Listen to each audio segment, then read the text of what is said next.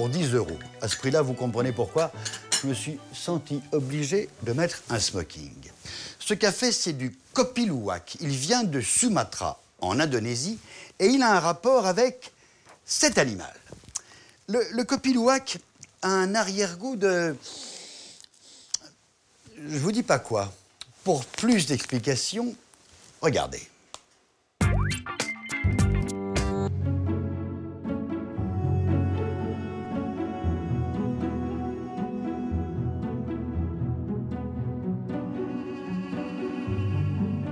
L'Indonésie est le 3e plus grand producteur de café au monde. Sur l'île de Sumatra, au cœur de cette gigantesque production, un café d'exception, le Kopi Luwak, est cultivé selon une méthode hors du commun.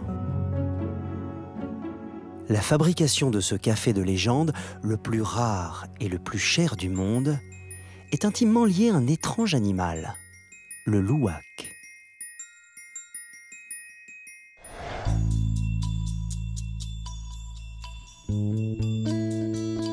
Pour élucider le mystère de ce fabuleux nectar, il faut lever le voile sur la technique utilisée pour le récolter.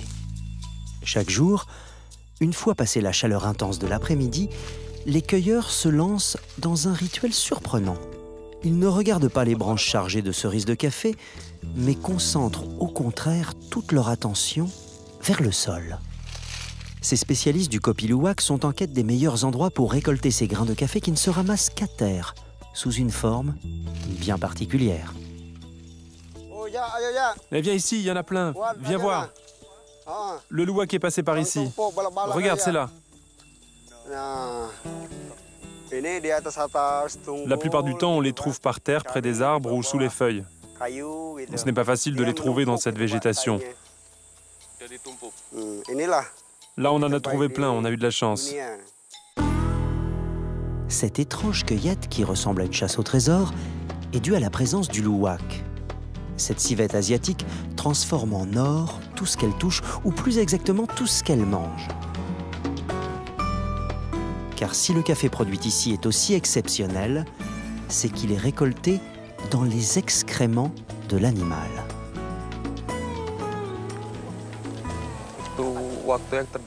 Le luwak mange la nuit et il fait ses besoins au petit matin. Le meilleur moment pour les trouver, c'est l'après-midi, quand il fait chaud. Comme ça, elles ont eu le temps de sécher.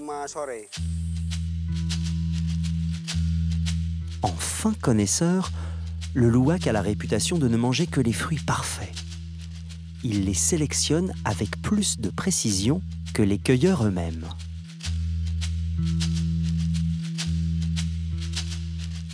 La différence est que la civette a un odorat qui lui permet de sélectionner les meilleures cerises rouges, c'est-à-dire la base pour faire du bon café.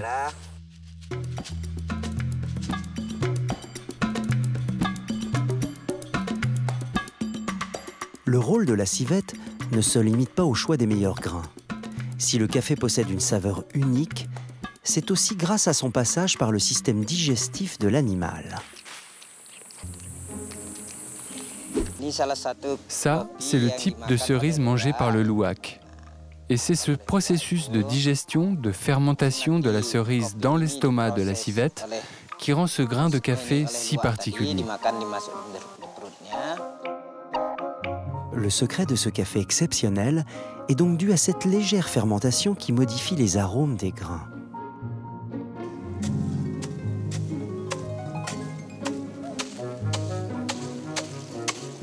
Après séchage, ces grains sont devenus très résistants. Ils sont pilés pour enlever les derniers morceaux d'écorce et d'excréments, puis choisis avec soin. Après, nous sélectionnons les grains qui sont d'une excellente qualité. Regardez, comme ici. Ça, c'est le meilleur. C'est une merveilleuse qualité. Il n'existe que quelques fermes qui assurent cette confection artisanale liée à un savoir-faire centenaire. L'ensemble du travail de tous ces petits producteurs est estimé à moins de 800 kilos par an. Malgré cette production modeste, le Kopi Luwak se consomme aujourd'hui aux 4 coins du monde. pour les torréfacteurs, c'est son goût exceptionnel qui séduit tous les amoureux du café. C'est comme une vieille bouteille de vin, un bon vin centenaire. C'est très sirupeux, très doux, presque aucune acidité, très charpenté. Il y a un petit goût caché. Ça se comprend quand on sait d'où il vient, mais il est incroyablement agréable, de très bonne qualité, beaucoup de caractère et un goût très prononcé. Cette saveur se rapprocherait de celle du caramel ou encore de l'huile d'argan. Un goût très rare pour du café qui se paye cher, entre 300 et 400 € le kilo. Le Kopi Luwak est décidément un breuvage unique au monde. Pour être complet, pour dire toute la vérité, ce café est victime de son succès. À Sumatra, on va de moins en moins chercher les crottes dans la nature. On élève les civettes en batterie et on récupère leurs crottes comme on récupère les œufs dans les poulaillers industriels.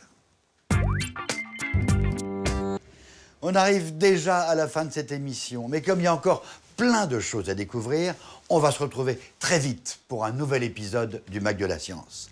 En attendant, n'oubliez pas, la curiosité n'est pas un vilain défaut.